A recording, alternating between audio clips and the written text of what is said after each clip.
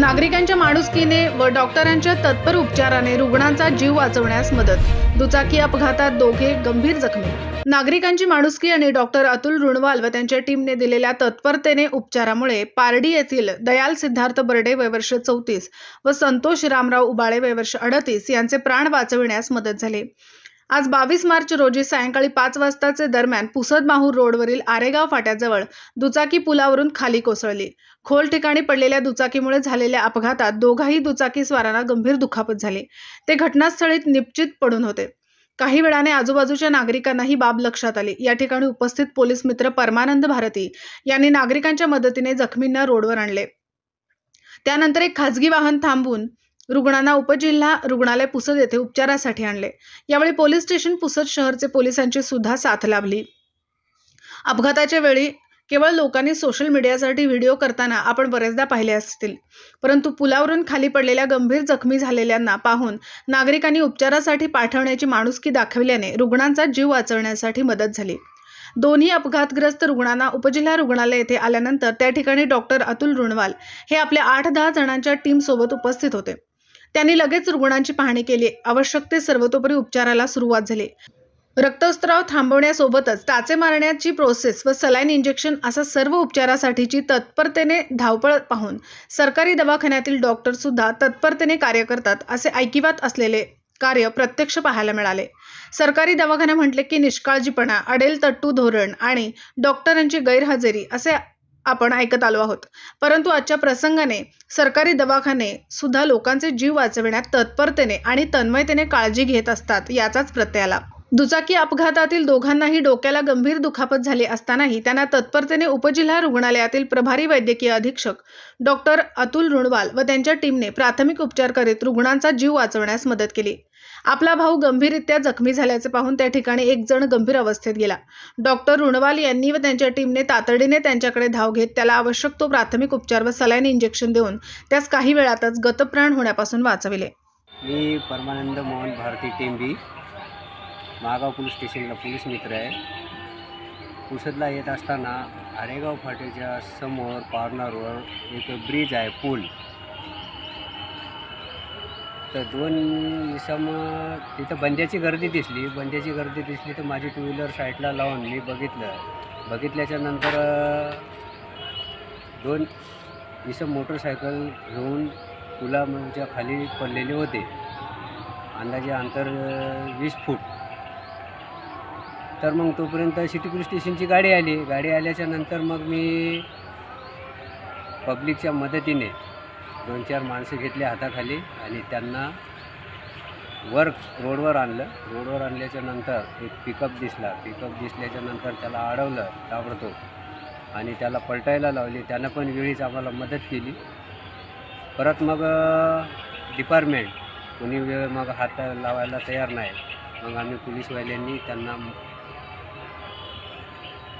म्हणजे मालवाहतूकमध्ये टाकून direct civil हॉस्पिटलमध्ये। नागपूर तुळजापूर महामार्गावरील कळंब गावाजवळ 4 चाकी डस्टर वाहन जळून खाक झाले आहे। या वाहनातून नेमके किती नागरिक प्रवास करीत होते याची माहिती मिळू शकली नाही, मात्र हे वाहन पूर्णपणे जळून खाक झाल्याचं दिसून येत आहे। अशातच यवतमाळ शहरासह जिल्ह्यात उन्हाचा पारा चढल्याने या गाडीला आग लागल्याचं नागरिक बोलत होते।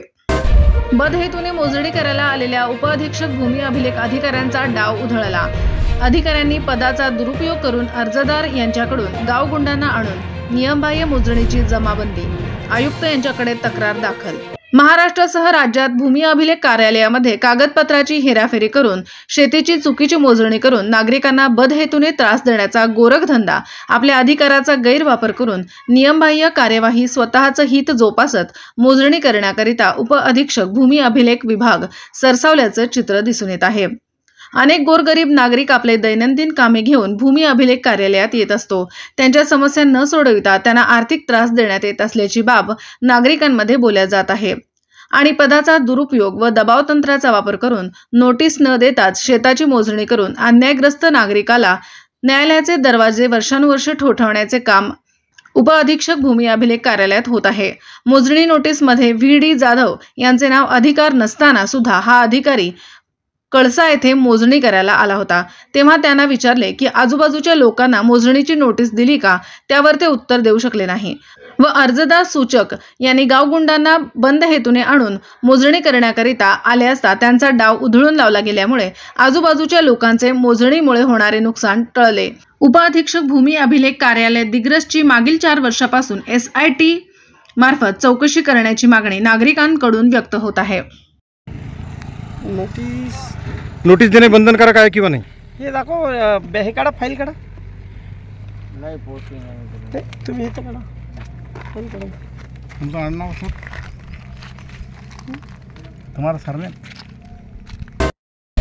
निम्न पैनगंगा प्रकल्पाचे काम सुरू, न्यायालयाचा व पेसा ग्रामपंचायतीच्या ग्रामसभेच्या ठरावाचा अवमान. धरण विरोधी कार्यकर्ते खंबाळा येथे धडकताच काम बंद, जिल्हाधिकारी साहेबांकडे तक्रार करणार. महाराष्ट्रात सर्वात जास्त चर्चेत असलेल्या निम्न पैनगंगा प्रकल्पाचे काम पाटबंधारे विभागाने सुरू केल्याचे समजताच धरण विरोधी संघर्ष समितीच्या पदाधिकाऱ्यांनी अचानकपणे खंबाळा येथील मुख्य भिंतीवर धडक देताच पाटबंधारे विभागाला काम बंद करावे लागल्याची घटना आज घडली.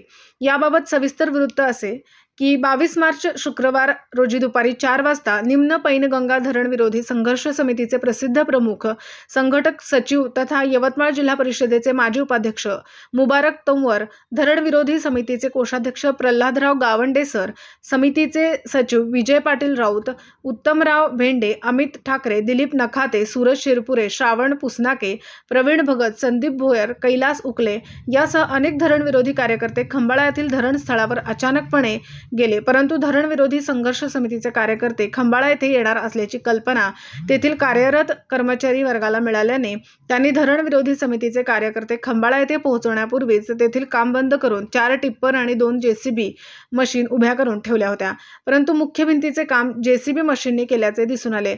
नदीच्या पात्रात खंबाळा ते खडका या दरम्यान मुरुम, गिट्टा व गिट्टी टाकून तात्पुरता रपट्याचे काम अर्धवट केल्याचे दिसून आल्याने धरण विरोधी संघर्ष समितीच्या पदाधिकाऱ्यांनी याबाबत उपस्थित कर्मचाऱ्यांवर आपला संताप व रोष व्यक्त करून पाटबंधारे विभागाचे अधिकारी धरणाच्या मुख्य भिंतीचे काम सुरू करून न्यायालयाचा व पेसा ग्रामपंचायतीच्या ग्रामसभेच्या ठरावाचा अवमान करीत असल्याची टीका केली व याबाबत जिल्हाधिकारी साहेब यांच्याकडे रितसर तक्रार करणार असल्याचेही धरण विरोधी संघर्ष समितीच्या पदाधिकाऱ्यांनी यावेळी सांगितले.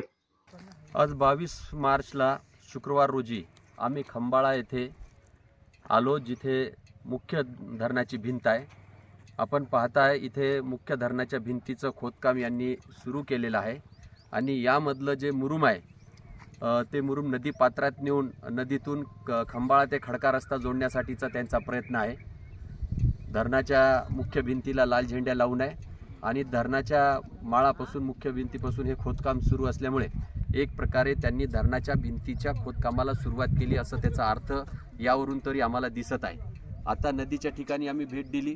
त्या नदी पात्रात त्यांनी गिट्टी आणि हे मुरुम नेऊन जवळपास नदी पात्रातलं 25 ते 30% रस्ता त्यांनी तयार केलेला आहे आणि उर्वरित रस्त्याचं काम सध्या आम्ही आज आलो तेव्हा त्यांनी ते बंद केलं होतं. आमची येण्याची चाहूल लागल्यामुळे त्यांनी त्याच्या ऑफिसला 4 टिप्पर आणि 2 JCB मशीना लावून टाकल्या. आम्ही यायच्याच आधी काम त्यांनी बंद करून टाकलं होतं. शुक्रवारला आपण जवळपास सायंकाळी 6 वाजताच्या दरम्यान खंबाळा येथे पाटबंधारे विभागाचे जे कार्यालय जुने बांधलेले होते ते पाहण्यासाठी आलो. इथे जवळपास 4 टिप्पर आणि 2 JCB मशीना उभ्या असल्याचं आहे आणि जेवढे जुने क्वार्टर होते याचे खिडक्या, दारं, टिनं सगळे काढून नेलेले आहे.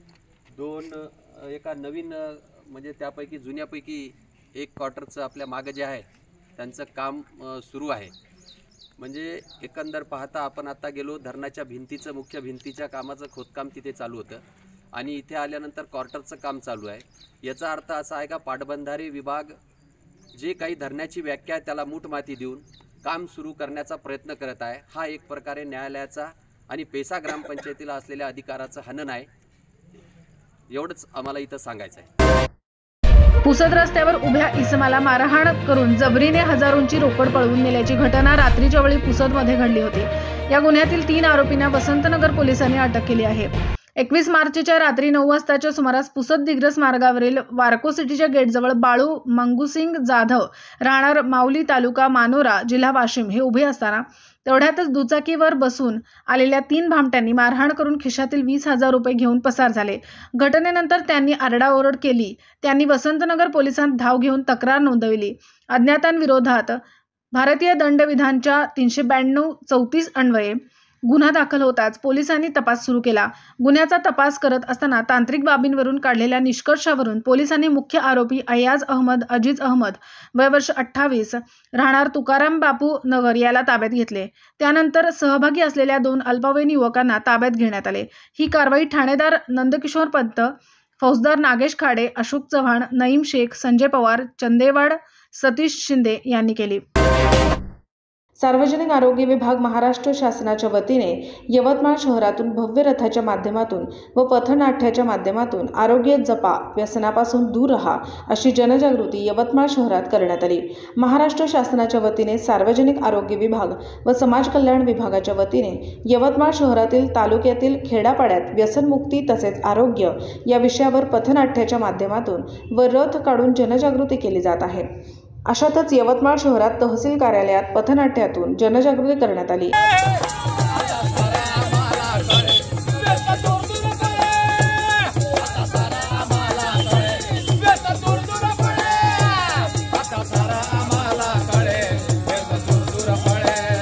महाराष्ट्र शासनाच्या वतीने महात्मा ज्योतिबा फुले जन आरोग्य योजना, हिंदू हृदय सम्राट बाळासाहेब ठाकरे आपला दवाखाना, हृदयविकार निदान आणि उपचार, आपत्कालीन वैद्यकीय सेवा प्रकल्प, मोबाईल मेडिकल युनिट प्रकल्प, मोफत आरोग्य सेवा, प्रधानमंत्री मातृवंदना योजना प्रकल्प, प्रेरणा कार्यक्रम अशा विविध योजनांची माहिती या पथनाट्यातून तसेच रथाच्या माध्यमातून नागरिकांना देण्यात आली.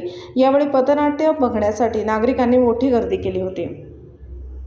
कशी घ्यायची तर आम्ही गावागावांमध्ये तहसील पातळीवर जाऊन खेड्यापड्यामध्ये जाऊन प्रत्येक नवीन पिढी आता हल्ली वर्तमान काळामध्ये व्यसनाच्या नादी लागलेली आहे आणि याला वाचवायचं असेल तर एक पथनाट्य असे एक माध्यम आहे.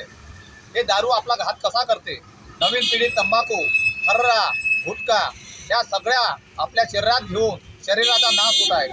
तर याने शरीरच नाश नाही होत तर आपला जो विचार करण्याचा मेंदू आहे हा खराब झाल्याशिवाय राहत नाही. म्हणून शासनाने आम्हाला एक काम दिलेलं आहे का तुम्ही गावागावामध्ये, खेड्यामध्ये जाऊन, शहरामध्ये जाऊन हा प्रचार करा की व्यसनाने आरोग्य खराब होते. जर आरोग्य खराब झालं कुटुंबातल्या माणसाचं तर कुटुंब उद्ध्वस्त होऊन जाते. म्हणून आपण शासनाने आम्हाला जी जबाबदारी दिली आहे ते शासनाचं आम्ही काम योग्य रीतीने या ठिकाणी पार पाडतो. समाज कल्याण विभाग या माध्यमातून आम्ही जनजागृती करत आहोत आणि त्यांनी आमच्यावर जी जबाबदारी सोपवलेली आहे आम्ही तनमन धनाने आम्ही देवातून आरोग्यावर कशापासून तो एक आपल्या आरोग्यावर परिणाम होतो आणि आपलं आरोग्य समाप्त होतो आणि नवीन पिढीसुद्धा या व्यसनाच्या मागे लागलेली आहे. म्हणून याच्यापासून त्यांची सुटका व्हावं म्हणून या माध्यमातून आम्ही हे गीत गायनातून म्हणा, पथनाट्याच्या माध्यमातून हा रोड शो करत आहोत. काय नाव तुमचं? माझा रमेश बाबू वाघमारे, प्रबोधनकार.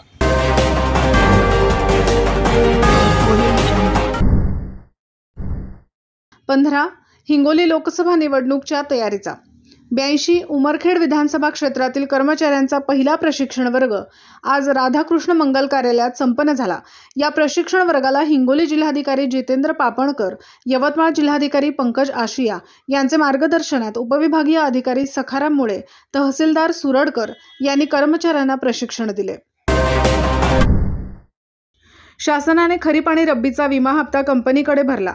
त्याच्या बदल्यात विमा कंपनी तात्काळ शेतकऱ्यांना मदत देणार होती. प्रत्यक्षात ही मदत अजूनही मिळाली नाही. कंपनीने 230 कोटींची मदत वाटप केल्याची घोषणा केली आहे. या शेतकऱ्यांच्या नावाची यादी जाहीर करा अशी मागणी करीत शिवसेनेच्या उबाठा गटाने कृषी अधीक्षक कार्यालयात जिल्ह्यातील नुकसानग्रस्त शेतकऱ्यांनी 5.25 लाख तक्रारी विमा कंपनीकडे दाखल केल्या. यात विविध कारणाने 39,762 तक्रारी कंपनीने फेटाळल्या.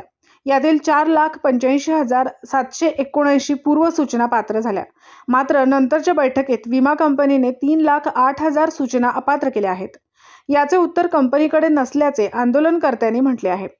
या प्रकरणी संबंधितांवर गुन्हा दाखल न केल्यास आंदोलनाचा इशारा शिवसैनिकांनी दिला आहे. या विषयाचे निवेदन कृषी अधीक्षक आणि निवासी उपजिल्हाधिकारी प्रकाश राऊत यांना दिले. यावेळी शिवसेनेचे माजी जिल्हा प्रमुख संतोष ढवळे, गजानन डोमाळे, संजय रंगे, संदीप सरोदे, विनोद पवार, अतुल गुल्हाणे, गजानन जांभोरे, प्रफुल्ल खंदार, संदीप गाढवे, राजू नागरगोजे आदी सहभागी झाले होते. बाईट संजय रंगे, शिवसेना उबाठा पदाधिकारी. यवतमाळ जिल्ह्याचे पदाधिकारी वारंवार कृषी अधिकारी यांना पीक विम्याच्या वाटपाच्या याद्या मागत आहे, परंतु आजपर्यंत वाटपाच्या याद्या मिळाल्या नाही. त्यांनी मागच्या वेळेस जेव्हा आम्ही 300-400 लोकांचा मोर्चा काढला होता त्यावेळेस त्यांनी शब्द दिला होता की आम्ही 5 तारखेला याद्या आम्ही देऊ. आम्ही त्यांना सांगितलं का 2 दिवस वाढून घ्या पण याद्या आम्हाला द्या. 7 तारखेनंतर आजची तारीख 21 आहे, 15 दिवस उलटून गेले पण आजपर्यंत याद्या आम्हाला त्यांनी दिल्या नाही. मी कमिशनरशी बोललो, संचालकाशी बोललो, धनंजय मुंडे मंत्री यांच्याशी संवाद साधण्याचा प्रयत्न केला. त्यांना सांगितलं या ठिकाणी याद्या ताबडतोब द्या असा आदेश प्रमोद लवाळे कृषी अधिकारी यांना देण्यात यावा आणि त्यांनी सांगितलं का मी ताबडतोब याद्या तुम्हाला देऊ, अन्यथा त्यांच्यावर गुन्हा दाखल करू. जुलै महिन्यापासून आम्ही सतत पीक विमा या विषयावर शेतकऱ्यांना पीक विमा भेटण्यासाठी मागणी करत आहोत. मागच्या 15 दिवस आधी आम्ही या ठिकाणी आंदोलन केलं आणि आमची एक रास्त मागणी आहे की कंपनी जे म्हणत आहे की 200 कोटीचा वाटप आम्ही शेतकऱ्यांना केलेला आहे, त्या 200 कोटीचा वाटप ज्या शेतकऱ्यांना केला आहे त्यांच्या याद्या देण्यात याव्या आणि ज्या पूर्वसूचना अपात्र केल्या त्यांच्या याद्या देण्यात याव्या. ह्या याद्या आम्हाला मागील 7 तारखेला यशवंत साहेबांनी याच ठिकाणी सांगितलं होतं का 7 तारखेला आम्ही याद्या देऊ, परंतु आजपर्यंतसुद्धा त्या याद्या मिळालेल्या नाही. म्हणून आम्ही सन्माननीय बाळासाहेब मुनगंटीवार माजी आमदार यांच्या नेतृत्वामध्ये आज आणि संतोषभाऊ ढवळे, गजाननभाऊ डोमाळे यांच्या नेतृत्वामध्ये या ठिकाणी धडक दिली आणि साहेबांना आम्ही एक रास्त मागणी केली आहे की जर कंपनी तुम्हालासुद्धा याद्या देत नसेल तर त्या कंपनीवर गुन्हा दाखल करा, एवढीच आमची मागणी आहे. आणि आज आमच्या या आंदोलनामुळे आज साहेबांनी मार्गदर्शनासाठी पत्र पाठवलं आहे आणि 5 दिवसात ते कंपनीवर गुन्हा दाखल करणार आहे, एवढी या ठिकाणी त्यांनी सांगितलेलं आहे. बँडबाजा लावून थकीत कर वसुली, कर भरणाऱ्यांच्या संख्येत लक्षणीय वाढ. सातत्याने मागणी करूनही नागरिक घरपट्टी, नळपट्टी व गाळा भाडे देत नाही. दरवर्षी नगरपालिका अंतर्गत गावातील नागरिकांना घराचा कर व नळ पाणी कर हा भरावा लागत असून हा कर भरण्यासाठी सामान्य नागरिक स्वतःहून नगरपालिकेकडे जात नाही. परिणामी वसुली कमी होते आणि याचा विकास कामावर परिणाम होतो. थकीत कराची वसुली व्हावी म्हणून यवतमाळ जिल्ह्यातील उमरखेड नगर परिषदेने अनोखा उपक्रम राबविला आहे. नगरपालिकेने थकबाकीदाराकडे वसुली करण्यासाठी चक्क बँडबाजा लावून थकीत करदात्यांकडे जात आहेत.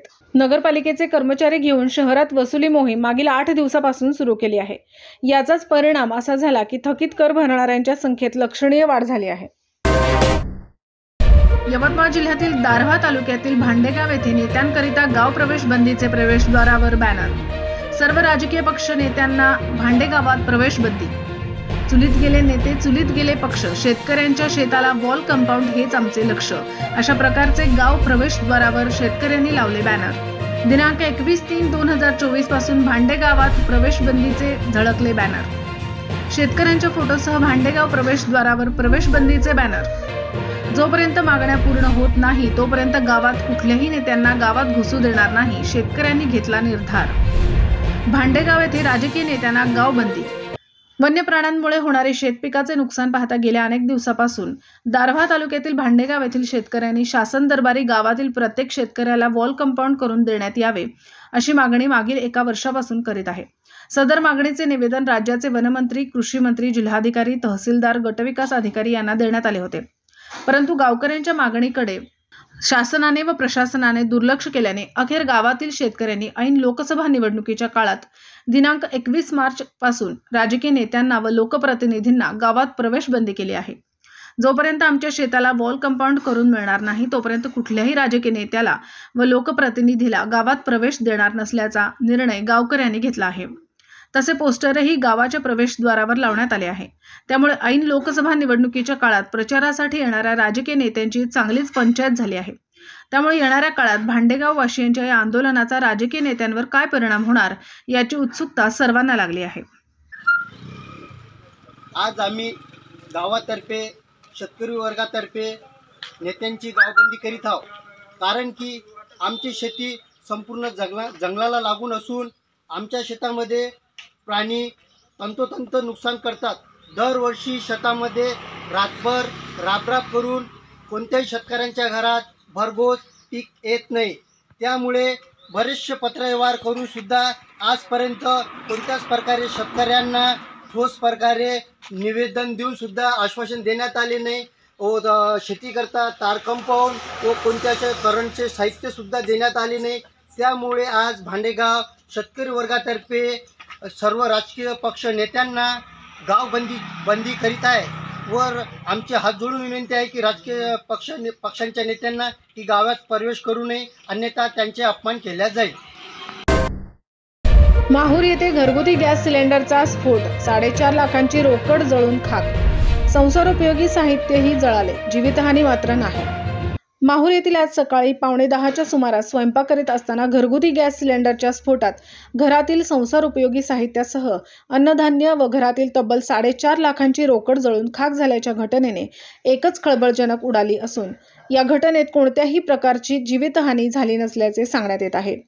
माहूर येथील तलाठी सज्जा यांनी घटनास्थळावरील पंचनाम्यात नमूद केलेल्या माहितीनुसार येथील वॉर्ड क्रमांक 3 मधील बुद्धभूमी परिसरातील आनंदाबाई उत्तम जाधव यांच्या घरी आज दिनांक 21 रोजी सकाळी 9:45 दरम्यान स्वयंपाक चालू असताना घरातील HP कंपनीच्या घरगुती गॅस सिलेंडरचा अचानक स्फोट झाला।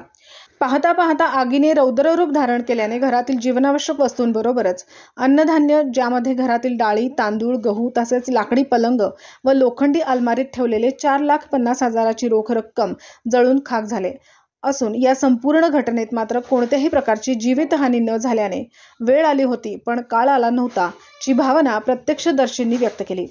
घटनेची माहिती मिळताच माहूर नगरपंचायतचे कार्यालयीन अधीक्षक वैजनाथ स्वामी यांच्या सूचनेवरून तातडीने नगरपंचायत माहूर अग्निशमन दलाचे कर्मचारी गणेश जाधव यांच्यासह मनसूर शेख, प्रवीण शेंडे तसेच अभियंता विशाल ढोरे हे घटनास्थळी हजर राहून घटनास्थळी लागलेली आग शर्थीने विझवण्यात यश मिळवले। तर जायमुक्त्यावर तलाठी सज्जा माहूर यांनी प्रत्यक्ष हजर होत घटनास्थळाची पाहणी करून पंचांगासमक्ष झालेल्या नुकसानीचा पंचनामा केला। काँग्रेसच्या मायावी रूपापासून सावध रहा, सुधीरभाऊ मुनगंटीवार। वणीत भाजपा कार्यकर्ता मेळावा संपन्न। भारतीय जनता पार्टीने चंद्रपूर, वणी, अरणी लोकसभेच्या सार्वत्रिक निवडणुकीकरिता वनमंत्री सुधीर मुनगंटीवार यांना उमेदवारी बहाल केली। उमेदवारी प्राप्त होताच प्रचाराचा झंझावात सुरू करण्यात आला आहे। येथील विनायक मंगल कार्यालयात गुरुवारी दिनांक 21 मार्चला मतदारसंघातील कार्यकर्त्यांचा मेळावा आयोजित करण्यात आला होता। यावेळी त्यांनी काँग्रेसच्या मायावी रूपापासून सावध राहण्याचा इशारा देत विरोधकांवर तुफान फटकेबाजी केली। तर पत्रकार परिषदेत काँग्रेसने केलेली 50 वर्षाची घाण तिसऱ्यांदा धुवावी लागेल म्हणत विरोधकांच्या कार्यप्रणालीवर फटकारे ओढले। आयोजित कार्यकर्ता मेळाव्यात वणी मतदारसंघातील कार्यकर्त्यांची प्रचंड गर्दी जमली होती। व्यासपीठावर आमदार संजीव रेड्डी बोदकुरवार, आमदार मदन येरावार, आमदार प्राध्यापक अशोक उईके, जिल्हाध्यक्ष तारेंद्र बोर्डे, लोकसभा विस्तारक रवी बेलूरकर, दिनकर पावडे, विजय पिदुरकर, विजय चोरडिया, संजय पिंपळशेंडे व पदाधिकारी यांची उपस्थिती होती। या प्रसंगी लोकसभेचे उमेदवार मुनगंटीवार यांनी कार्यकर्त्यांना विविधांगी मार्गदर्शन केले। अब की बार 400 पार करत नरेंद्र मोदींना तिसऱ्यांदा पंतप्रधानपदी विराजमान करण्याचा मानस व्यक्त केला। तर विरोधकांच्या कार्यप्रणालीवर फटकारे ओढले। 50 वर्षाची घाण तिसऱ्यांदा धुतोय। पत्रकार परिषदेत सुधीर मुनगंटीवार यांनी काँग्रेस पक्षाच्या कार्यप्रणालीवर चोहोबाजूंनी प्रहार केला। शेतकरी आत्महत्या यापूर्वी सुद्धा झालेल्या आहेत। कृषी मंत्री शरद पवार असतानाही आत्महत्या झालेल्या आहेत, परंतु पंतप्रधान नरेंद्र मोदी आत्महत्या थांबाव्या याकरिता प्रयत्न करत आहेत। मात्र काँग्रेसी नेत्यांना सांगावं, तुम्ही 50 वर्षात काय केले? ही 50 वर्षाची घाण आहे, याला 4-5 वेळा धुवावे लागेल। आम्ही तिसऱ्यांदा धुतोय असे मुनगंटीवार यांनी स्पष्ट केले। एक प्रश्न आम्ही त्या मतदारांना विचारू, 2 वर्ष 8 महिने काँग्रेसची सरकार हे उद्धवजी सोबत होते। त्याच्या अगोदर 47 वर्ष 2 महिने 1 दिवस सरकार होते। जेव्हा शरद पवार केंद्रीय कृषी मंत्री होते तेव्हाही आत्महत्या झाल्या। आणि हे काय म्हणताय की म्हणून आम्हाला मतदान करा, का म्हणून त्यांना करा? कमीत कमी माननीय मोदीजी या आत्महत्या थांबाव्यात यासाठी प्रामाणिकपणे प्रयत्न करतायत। काँग्रेसने शेतकऱ्यांवर जे पैसे खर्च केले त्याच्या कितीतरी पट भारतीय जनता पार्टी खर्च करताय। त्यांच्या खात्यामध्ये 6,000 रुपये देण्यापासून युरिया खताला नियंत्रित ठेवण्यापर्यंत। पण काँग्रेस काय करताय की एखादी उणीव पाहायची आणि ती उणीव सांगून आम्हाला मतदान करा। काँग्रेसच्या नेत्यांना माझं आव्हान आहे की तुम्ही काय केलं ती सकारात्मक भूमिका सांगा ना, की आम्ही 12,000 रुपये शेतकऱ्यांच्या खात्यामध्ये थेट टाकले होते, आम्ही पीक विमा 50 पैशात दिला होता। असं नाही सांगितलं जात आहे. आणि म्हणून हा एक मायावी विचार काँग्रेसचे लोक पोचवण्याचा प्रयत्न करत आहेत. आता एक गोष्ट खरी आहे की सर्व प्रश्न हे एका 5 वर्षात तर सुटणार नाही, कारण 50 वर्षाची घाण आहे. हा जो डाग आहे हा इतका दीर्घकाळ आहे, याला तर 4-5दा धुवावं लागेल, तर आम्ही तिसऱ्यांदा पुन्हा धुतोय.